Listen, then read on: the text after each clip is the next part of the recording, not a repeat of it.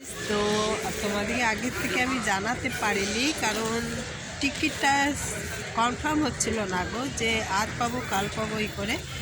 তো গাইজ আমি যাচ্ছি ব্যাঙ্গালোর। তো ব্যাঙ্গালোরে আমার হাজব্যান্ড আর আমার ট্রিটমেন্ট করাবার জন্য।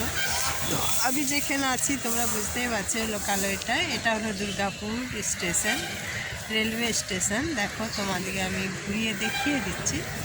তো গাইজ আজ থেকে 8 মাস আগেও আমি ব্যাঙ্গালোরে গিয়েছিলাম।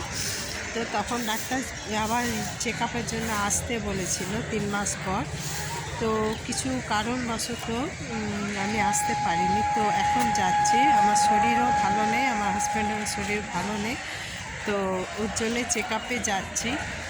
তো আমি প্রত্যেকটা আপডেট তোমাদেরকে দেবো, চেষ্টাও করব।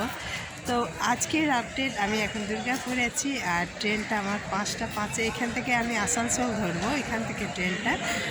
আর এখন আমি আসানসোল যাচ্ছি 5টা 5-এর ট্রেনটায়। তো চলো গাইস, টাটা।